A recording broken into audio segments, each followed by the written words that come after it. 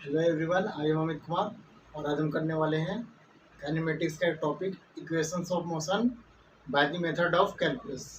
ठीक है, तो हमारे तीन इक्वेशंस ऑफ मोशन होते हैं। कौन कौन से? B equals to you plus A T, दूसरा X equals to you T plus half A T square, और थर्ड है B square equals to U square plus two A S. तो first और लास्ट वाले में तो हम क्या यूज करेंगे? A equals to D we by D T. Last वाले में भी A equals to D we by D T use करेंगे, बट इसका दूसरा फॉर्म यूज करेंगे। ठीक है, तो सबसे पहले हम v equal to you plus A t को डेरिवेशन करते हैं। ठीक है, तो ए इक्वल टू क्या होता है? D we by t t. तो अब हम क्या करेंगे, यहाँ पे नीचे बनेगा क्रॉस मल्टीप्लाई कर देते हैं, है ना। तो डी वी की वैल्यू क्या हो जाएगी?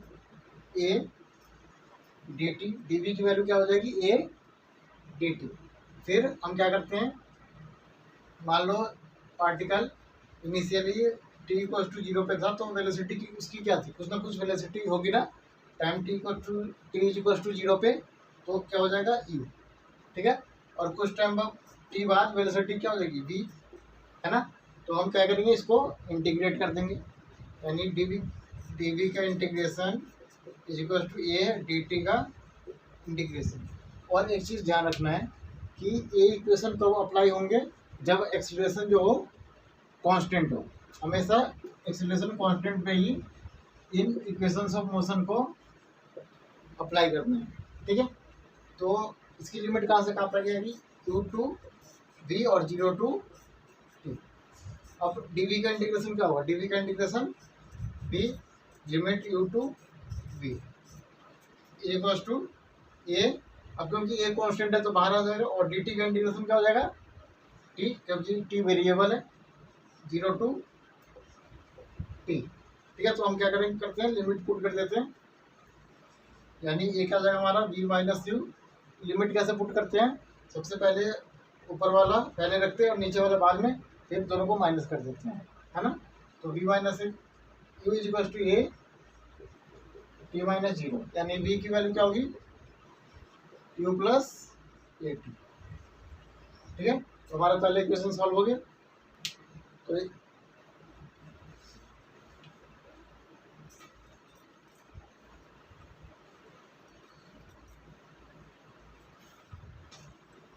तो अब हम क्या करते हैं, दूसरा वाला करते हैं। अब इसमें कौन सा कंसेप्ट यूज होगा? वेलोसिटी, इंस्टेंटेनियस वेलोसिटी का। v इक्वल टू क्या होता है? D x by d t. ठीक है, तो अब क्या करते हैं, v इक्वल टू क्या? D x by d t है ना। तो डी एक्स की वैल्यू क्या हो जाएगी? V d t. अब क्योंकि ये जो वेलोसिटी है फाइनल वेलोसिटी, यानी कि जब इनिशियली पार्टिकल चल रहा होगा टी इक्वल टू जीरो पे, वेलोसिटी क्या होगी? यू।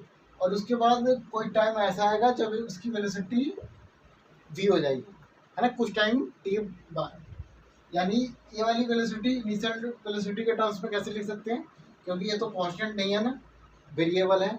तो क्या यूज करेंगे हम? फर्स्ट इक्वेशन का यूज करेंगे।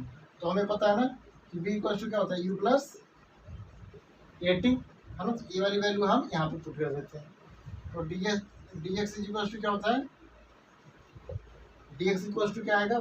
ए टी इंटू डी टी। ठीक है, अब यहाँ तक आ गया। अब यहाँ तक आ गया। अब हम क्या करते हैं, इंटीग्रेट बोथ साइड कर देते हैं, यानी इंटीग्रेटिंग बोथ साइड्स। अब क्योंकि इंटीग्रेट करेंगे तो लिमिट रखना पड़ेगा ना। तो लिमिट कहाँ से कहाँ तक आएगा? मान लो इनिशियली जब टी इक्वल टू जीरो था और इनिशियल वेलोसिटी यू था, तो कुछ ना कुछ डिस्प्लेसमेंट होगा। मान लेते हैं जीरो है, फ्रेम ऑफ रेफरेंस पे ही है ना। तो फाइनली कुछ टाइम टी बाद डिस्प्लेसमेंट यहाँ से यहाँ तक कितना हो जाएगा? एक्स, है ना। तो डी एक्स का लिमिट कहाँ से कहाँ तक आ जाएगा जब इंटीग्रेट करेंगे? Zero to x is equal to u. अब ब्रैकेट ओपन कर देते हैं, डी टी प्लस ए टी डी टी, है ना। तो इसका लिमिट कहाँ से कहाँ तक आएगा? जीरो टू टी और इसका भी 0 to t। अब dx का इंटीग्रेशन क्या होगा, dx का इंटीग्रेशन यहाँ पे क्या होगा, x है ना, 0 to x लिमिट आ जाएगी, और dt का इंटीग्रेशन में क्या होगा, t plus equals to u t 0 to।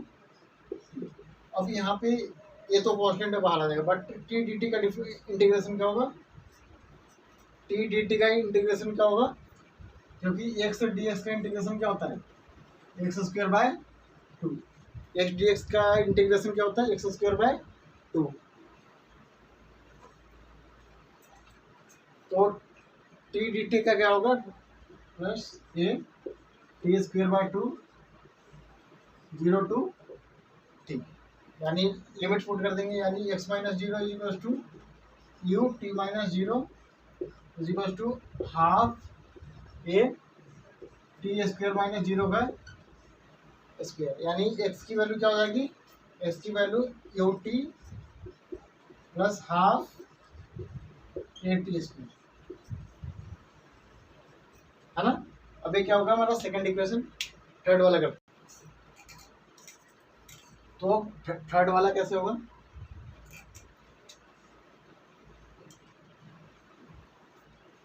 तो हमारा a इक्वल्स टू क्या है, d we by D T.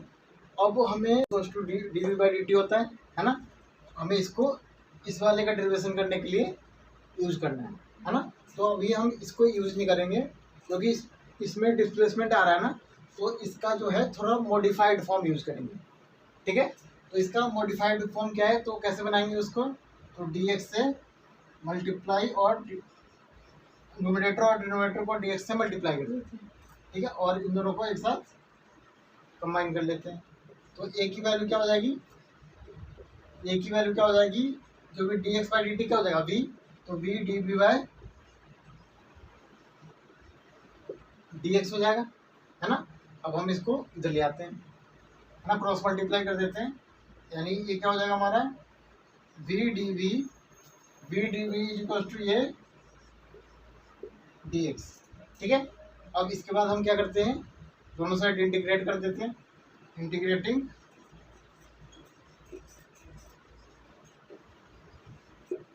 Both side, ठीक है। अब जब इंटीग्रेट करते हैं तो लिमिट चाहिए होता है ना, तो लिमिट इनिशियली क्या होगी, जब t इक्वल टू 0 होगा और डिस्प्लेसमेंट x इक्वल टू 0 ले, तो इनिशियल वेलोसिटी क्या होगी u, है ना, और डिस्प्लेसमेंट किसी टाइम पे x होगा और फाइनल वेलोसिटी v, है ना।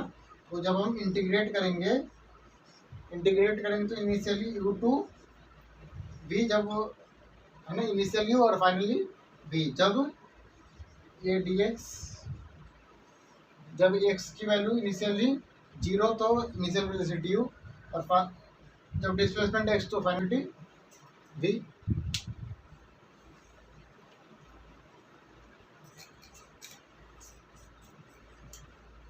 ठीक है। अब ये v dv का इंटीग्रेशन क्या होगा, तो v dv का इंटीग्रेशन, क्योंकि x ds का इंटीग्रेशन क्या होता है, एक्स स्क्वायर बाय 2, है ना।